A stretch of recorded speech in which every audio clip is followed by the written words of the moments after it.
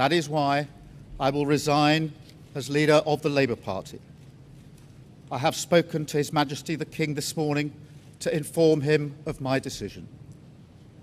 I will ask the National Executive Committee of the Labour Party to set out a timetable with nominations opening on the 9th of July and completed by the summer recess. In the case of a contest, this will ensure a new leader is in place before Parliament returns in September. I will remain in post as Prime Minister until the contest is complete, and I will do everything I can to ensure an orderly handover of power. After Keir Starmer's exit shocker from Downing Street, the big question now is who will actually run Britain next, and how quickly a new leader can step in to steady the ship. Is King of the North Andy Burnham now on course to become Prime Minister by July, turning his rapid Westminster comeback into the fastest route to No. 10 in years? Is Andy Burnham quietly heading for No. 10 without even facing a contest, as Labour MPs rally behind him and try to avoid a bruising leadership battle in the middle of government? Or could Wes Streeting's last-minute maneuvers still derail Burnham's coronation, if shifting alliances or fresh ambitions reopen the race and force a full leadership showdown? As Keir Starmer steps down as Prime Minister, attention swings sharply to Labour's succession battle, with the party's internal contest now doubling as Britain's next PM race. On June 22, Keir Starmer resigned as UK Prime Minister, formally setting Labour's succession process in motion and triggering the timetable to choose his replacement. The outgoing leader has signalled that a new Prime Minister could be in place by September, promising an orderly handover before Parliament fully returns from its summer break. The question being asked now is not who was best placed to change the Labour Party, to take us into power and to begin the vital work of improving lives for millions of people. Those questions have been answered. The question my party is asking now is whether I am best placed to lead us into the next general election. I have heard the answer of my parliamentary party to that question, and I accept that answer with good grace. Every decision I've taken has been about putting the country I love first. That is why I will resign as leader of the Labour Party. I have spoken to His Majesty the King this morning to inform him of my decision. I will ask the National Executive Committee of the Labour Party to set out a timetable with nominations opening on the 9th of July and completed by the summer recess. In the case of a contest, this will ensure a new leader is in place before Parliament returns in September. I will remain in post as Prime Minister until the contest is complete, and I will do everything I can to ensure an orderly handover of power.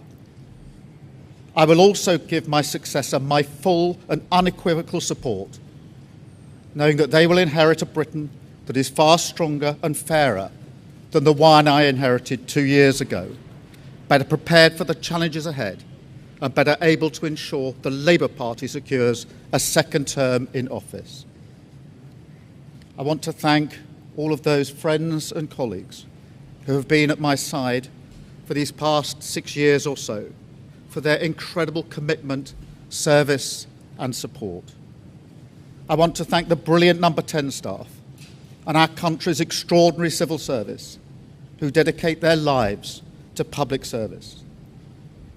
And when I leave the biggest job in the country, I shall spend more time on the most important job, being the best husband I can to my fantastic wife Vic, who has been a rock by my side through good times and bad, and being the best dad I can to my beautiful children, who are my pride and my joy. Thank you very much. If no challenger comes forward against him, Andy Burnham could be sworn in as Prime Minister around July 17th, slipping into office while the Commons is in its summer recess. If there is a full contest, voting would run through the summer months, with a new Prime Minister expected to take office by late August once members have had their say. Starmer argues this schedule will ensure a clear successor is in post before the Commons returns on September 1st, avoiding a leadership vacuum when MPs come back. Strikingly, Whoever wins Labour's leadership will become Britain's 7th Prime Minister in 10 years, underlining just how volatile the country's politics have become.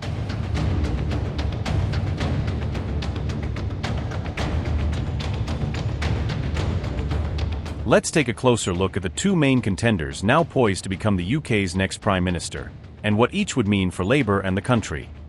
Andy Burnham, the former Manchester Mayor and newly elected MP for Makerfield, brings both regional clout and fresh Commons credentials into the race.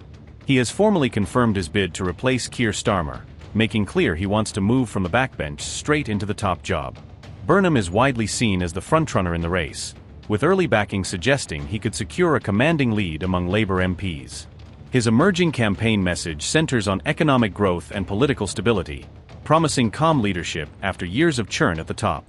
Burnham enjoys strong popularity among Labour members and many MPs, who see him as a unifying figure able to bridge party factions. Supporters also argue he can cut into Reform UK's appeal, presenting him as someone who speaks to disillusioned voters beyond Labour's core base.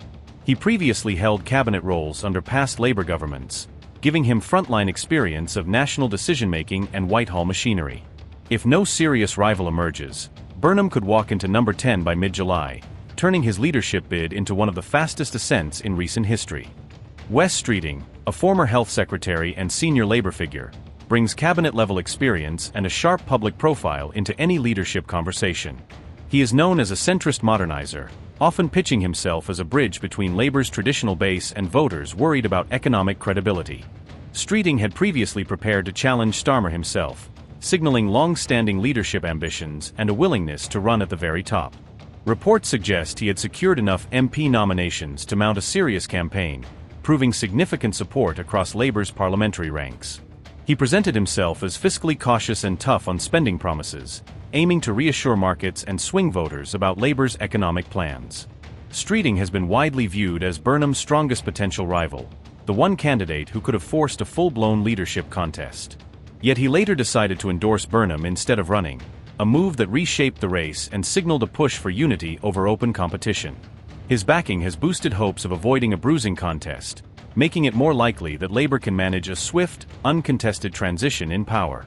Other senior Labour politicians may still weigh late bids if the rules allow and the numbers stack up, keeping a small window open for surprise challengers. Crucially, any would-be leader must first secure public backing from at least 20% of Labour MPs in the Commons to even make the ballot. Candidates then need extra nominations from local party branches or affiliated unions, a test of both grassroots reach and organisational strength. If more than one contender qualifies, Labour members and affiliates rank them by preference in a ballot, turning the race into a full party-wide vote. Votes are redistributed until one candidate passes 50%, and that winner is then presented to the King as the next Prime Minister. Meanwhile, Reform UK leader Nigel Farage has called for an immediate general election, arguing that a new Labour leader should seek a fresh mandate from voters. On May the 7th, in the Midlands, Yorkshire, all the north of England, Reform scored absolutely stunning victories in areas that Labour had dominated for the best part of 100 years. The sheer scale of our victory against Labour made it inevitable that this Prime Minister could not survive. And because of that, Burnham steps forward and wins quite convincingly the Makerfield by-election, ironically with the same message that we had in the local elections. Ours was vote Reform, get Starmer out. His was vote Burnham, get Starmer out. Unbelievably, we're about to have our 6th Prime Minister in 7 years. I remember growing up thinking Italy was totally ungovernable as they went through a new Prime Minister every year, and yet that's where we are here. Why is it all happening, and why did we get that big number of votes in the north of England? Well, 10 years ago, on the 23rd of June 2016, we voted Brexit. Much of our political establishment has never accepted the result. And even those that reluctantly did, namely the Conservative Party, refused to implement what voters demanded, namely lower levels of immigration and more freedom for our sole traders and small businesses. They were just two of the benefits we could have taken having got back self-governance. Under Starmer, the Labour Party has moved much closer back to the European Union, and if Mr Burnham wins, they'll go closer still, which means Labour voters and the Labour Party are completely divided on this issue.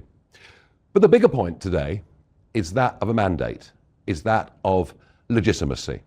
I've no idea whether there'll be a contest or a coronation, but what I do know is the British public have simply had enough of political parties chopping and changing their leaders at will.